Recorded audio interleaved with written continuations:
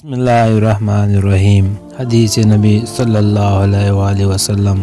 رسول اللہ صلی اللہ علیہ وآلہ وسلم نے فرمایا، جنت میں پانی کا سمندر ہے، شہد کا سمندر ہے، دودھ کا سمندر ہے اور شراب کا سمندر ہے، پھر اس کے بعد چھوٹی چھوٹی نہریں نکلتی ہیں۔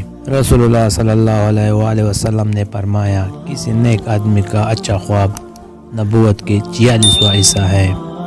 رسول اللہ صلی اللہ علیہ وآلہ وسلم نے فرمایا، جو شخص غصہ ضبط کر لے حالانکہ وہ اسے کر گزرنے کی استطاعت رکھتا ہو تو قیامت کے دن اللہ تعالیٰ اسے لوگوں کے سامنے بلائے گا اور اسے اختیار دے گا کہ وہ جس حور کو چاہے منتخب کر لے۔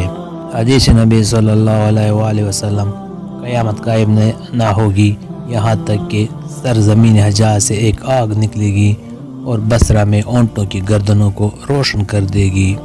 حدیث نبی صلی اللہ علیہ وآلہ وسلم۔ جوان کا توبہ کرنا۔ حضرت محمد صلی اللہ علیہ وآلہ وسلم نے فرمایا، جب ایک جوان انسان توبہ کرتا ہے تو مشرق سے مغرب تک کے قبرستانوں میں سے 40 دن تک عذاب ہٹا لیا جاتا ہے، اور آپ صلی اللہ علیہ وسلم نے فرمایا، اللہ اس کے چہرے کو روشن کرے جو حدیث سن کر آگے پہنچائے۔ رسول اللہ صلی اللہ علیہ وآلہ وسلم نے فرمایا، دجال آئے گا اور مدینہ کے ایک کنارے قیام کرے گا، پھر مدینہ 3 مرتبہ کانپے گا اور اس کے نتیجے میں ہر کافر اور منافق نکل کر اس کی طرف چلا جائے گا۔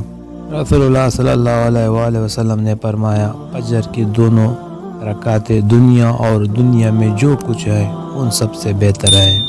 فرمان رسول اللہ صلی اللہ علیہ وآلہ وسلم، قیامت کے دن جن لوگوں کو سب سے زیادہ عذاب دیا جائے گا وہ لوگ ہوں گے جو کسی جاندار کا چہرہ بنا کر اللہ کے پیدا کرنے کی ریس کرتے ہیں یا اللہ کے فعل و خلق کی مشابہت اختیار کرتے ہیں۔